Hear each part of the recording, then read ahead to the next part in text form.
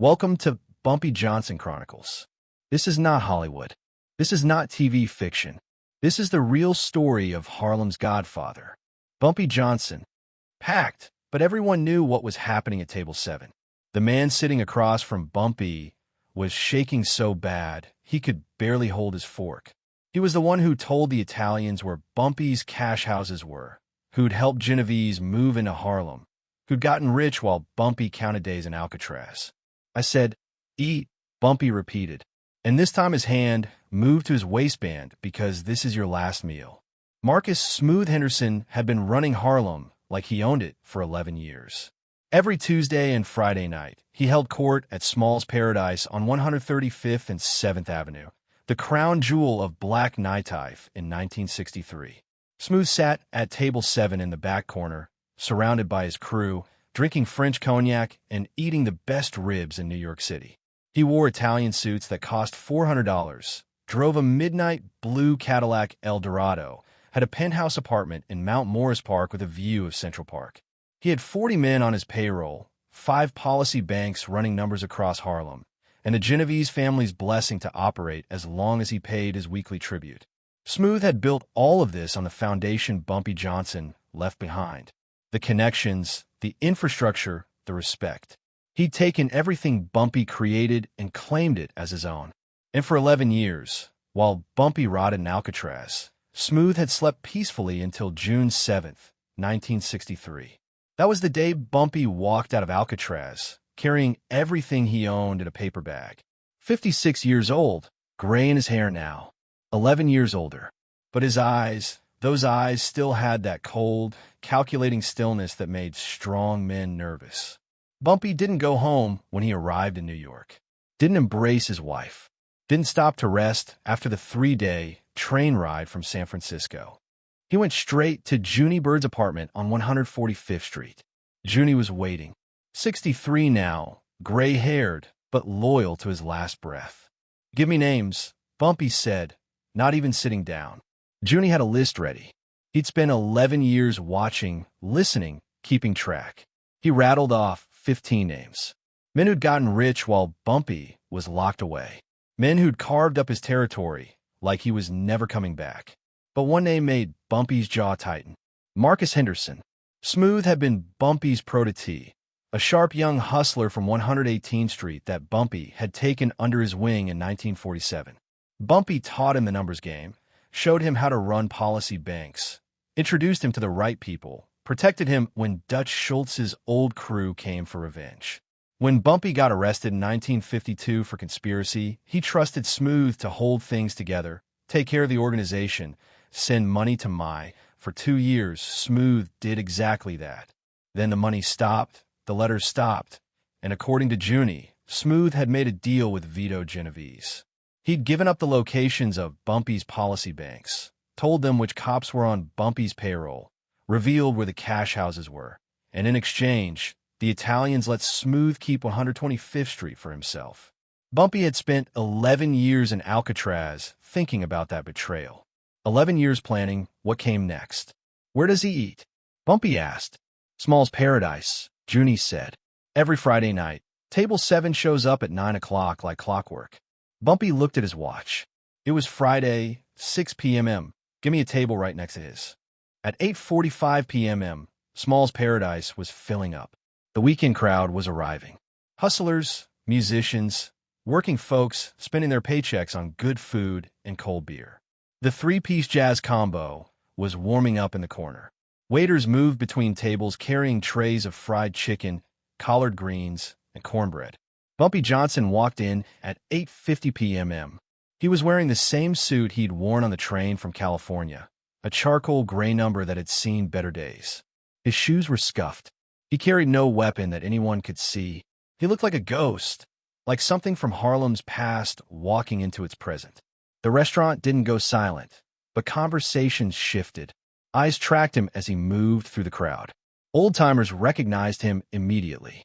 Younger hustlers who'd only heard the stories whispered to each other, "That's Bumpy Johnson. I thought he was dead. Man got out of Alcatraz 3 days ago." Bumpy walked straight to Table 8, right next to Table 7. Junie Bird was already sitting there along with Willie Fish Jackson and Raymond Quick Lewis. Three old-timers who'd stayed loyal. Three men who remembered what Harlem was like when Bumpy ran it. Bumpy sat down with his back to the wall, facing the entrance. Old habit, never sit with your back to the door.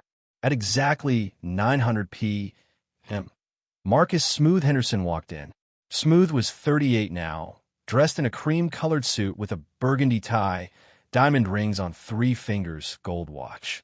He had 4 men with him, bodyguards who looked like they'd never missed a meal. At 8:45 p.m., Small's Paradise was filling up. The weekend crowd was arriving. Hustlers, musicians, working folks spending their paychecks on good food and cold beer. The 3-piece jazz combo was warming up in the corner.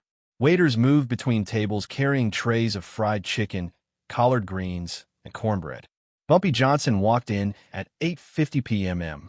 He was wearing the same suit he'd worn on the train from California, a charcoal gray number that had seen better days.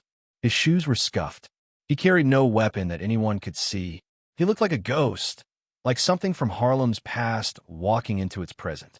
The restaurant didn't go silent, but conversations shifted. Eyes tracked him as he moved through the crowd. Old-timers recognized him immediately. Younger hustlers who'd only heard the stories whispered to each other, "That's Bumpy Johnson. I thought he was dead. Man got out of Alcatraz 3 days ago." Bumpy walked straight to table 8, right next to table 7. Junie Bird was already sitting there along with Willie Fish Jackson and Raymond Quick Lewis. 3 old-timers who'd stayed loyal. 3 men who remembered what Harlem was like when Bumpy ran it. Bumpy sat down with his back to the wall, facing the entrance. Old habit, never sit with your back to the door. At exactly 900 p.m., Marcus Smooth Henderson walked in. Smooth was 38 now, dressed in a cream-colored suit with a burgundy tie, diamond rings on 3 fingers, gold watch. He had 4 men with him, bodyguards who looked like they'd never missed a meal. Smooth was laughing about something, holding court, acting like he owned the place. He did own the place. Or at least he owned the protection that kept Small's Paradise operating without police raids. Smooth's crew headed for table 7. That's when Smooth saw Bumpy. He stopped mid-step. The blood drained from his face. His bodyguards noticed the change and followed his gaze. When they saw Bumpy Johnson sitting there, calm as Sunday morning, their hands moved toward their waistbands. Bumpy didn't move, didn't react, just looked at Smooth with those cold, empty eyes. "Marcus," Bumpy said quietly, his voice carried across the restaurant. "Come sit with me." It wasn't a request. Smooth's bodyguards tensed. One of them, a thick-necked enforcer named Lane, stepped forward. "Mr. Henderson, don't take meetings without." Junie Bird stood up. He was 63 and looked harmless, but the .45 automatic in his hand looked very serious. The man said, "Sit down." Junie said softly. Suddenly, guns were everywhere. Smooth's 4 bodyguards had their hands inside their jackets. Junie had his .45. Willie Jackson produced a saw-it-off shotgun from under the table. Quick Lewis had a revolver pointed at Leon's chest. The restaurant froze. The jazz combo stopped playing. Waiters backed toward the kitchen. Customers dove under tables, but Bumpy Johnson didn't even blink. "Tell your boys to go home, Marcus," Bumpy said. "This conversation is between you and me." Smooth's mouth opened and closed like a fish. His hands were shaking. He looked at his bodyguards, looked at the guns, looked at Bumpy's calm, terrifying face. "Go," Smooth whispered to his crew. "I swear I was waiting for you to come home. I've been home for 3 days, Marcus. You didn't come see me. Didn't send word. Didn't send money to me to make up for 11 years of nothing." Bumpy leaned forward. "You thought I was never coming back. Thought you'd gotten away with it. Please, Bumpy, I'll give it all back. The money, the territory, everything. I don't want it back from you." Bumpy said, "I'm taking it back from you. There's a difference." Bumpy's hand moved to his waistband. But Bumpy didn't pull a gun. He pulled out a straight razor. The same razor he'd carried since 1935. The same one that had opened Dutch Schultz's enforcer from ear to ear in a Bronx warehouse. The same blade that had convinced Lucky Luciano to let Bumpy operate independently in Harlem. Bumpy unfolded the razor slowly. The steel caught the light. You know what the Romans used to do to traitors? Bumpy asked conversationally. They'd make them eat their last meal. Then they'd execute them in public. Let everyone see what happens when you betray your emperor. Smooth was hyperventilating now, eyes locked on the razor. I'm not a Roman emperor, Bumpy continued. But I am Harlem, and everyone in this restaurant needs to understand something. He raised his voice so every person in Small's Paradise could hear. While in Alcatraz, some of you forgot who built this, forgot whose streets these are, forgot that respect isn't something you take, it's something you earn. He looked directly at Smooth. Marcus Henderson forgot. So now Marcus Henderson is going to help me remind everyone. Bumpy stood up. Smooth tried to bolt, but Junie was behind him in a second, gun pressed against his spine. Stand up, Bumpy ordered. Smooth stood, legs shaking so badly he could barely support himself. Bumpy walked around the table until he was face to face with the man who betrayed him. Then, with the entire restaurant watching, Bumpy raised a razor to Smooth's throat. Not to kill, to mark. In one quick motion, Bumpy cut a thin line across Smooth's left cheek. Not deep, just enough to scar. Just enough to make sure every person in Harlem would know Marcus Henderson as the man who betrayed Bumpy Johnson. Smooth screamed. Blood ran down his face, staining his cream-colored suit. That's so you remember, Bumpy said quietly. Every time you look in a mirror, you'll see that scar, and every person who sees you will know what you did. Bumpy folded the razor and put it back in his pocket. You've got 24 hours to leave Harlem, Bumpy said. Take whatever you can carry, leave the rest. If I see you after tomorrow night, I won't be this generous. He turned to address the entire restaurant. The rest of you, Bumpy Johnson, is back. The rules are the same as they always were. Pay what you owe. Keep your word. Protect your people. Anyone who wants to test me, you know where to find me. Bumpy Johnson walked out of Small's Paradise at 9:47 p.m. on June 10th, 1963. He left Marcus Anderson bleeding at table 7, left 250 witnesses who would spread the story across Harlem by morning. By sunrise, every hustler, policy banker, and street soldier in Harlem knew the king was back. Marcus Smooth Henderson was on a bus to Philadelphia by noon. He never returned. That scar was his brand, a permanent reminder of what happens when you betray a king. Within 72 hours, 3 other men who'd carved up Bumpy's territory quietly disappeared from Harlem. Not killed, just gone. Relocated with a clear understanding. Stay away or join Smooth. The Genovese family, who'd moved into Harlem while Bumpy was locked up, sent a captain to negotiate. The meeting lasted 4 minutes. Bumpy's terms were simple. You've got 2 weeks to pull out of Harlem. Everything north of 110th Street is mine again. Non negotiable. The Italians left without arguing. They'd lost 3 soldiers trying to hold Bumpy's old territory in the past week. The cost of fighting him was higher than the profit. Within 6 months, every piece of Bumpy's empire was back under his control.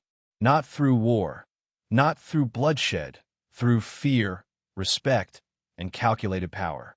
The night at Small's Paradise became Harlem legend. Old-timers still talk about it, about how Bumpy didn't need an army, didn't need speeches.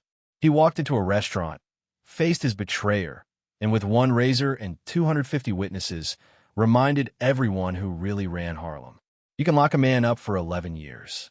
You can steal his money, take his territory, turn his people against him, but you can't take his throne. Not if he's a real king. Bumpy Johnson proved something that night. Power isn't about who has the most guns. It's about who commands the most respect. And respect isn't given. It's earned through loyalty, intelligence, and the will to do what others won't when justice demands it. Marcus Henderson betrayed him for money. The Italians challenged him for territory. Every traitor thought Bumpy was finished. They all learned the same lesson. Bumpy Johnson doesn't make threats. He makes promises, and he keeps every single one. That's why they called him the Godfather of Harlem. If this story of loyalty, power, and street justice moved you, hit that subscribe button. Drop a like if you understand that real kings don't need crowns. They need respect. Share this with someone who knows that betrayal always comes with a price. What would you have done in Bumpy's position? Let me know in the comments below.